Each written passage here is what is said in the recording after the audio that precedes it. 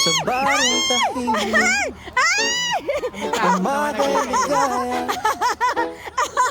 kunin ng maya, hatid na biyaya, sumasayaw ang dahon, dampi ay mahina,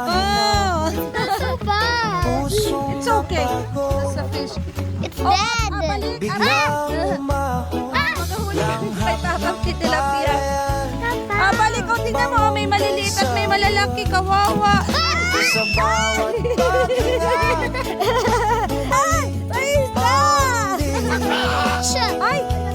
Natusok at ang ano? Ay, nasugatan pa. Higa sa Ano patingin bangin, nanay? hindi na payapa. Tingin sa ulap, isip ay malayo. Yan.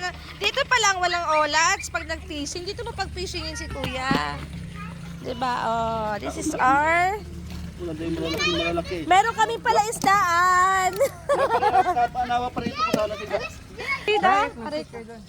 May pala isdaan kami. Daw mo sobrang laki ay. Na-injured pa si tatay. They're gonna go fishing. Fishing pa eh.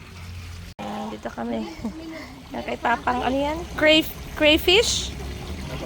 Dito ang laki.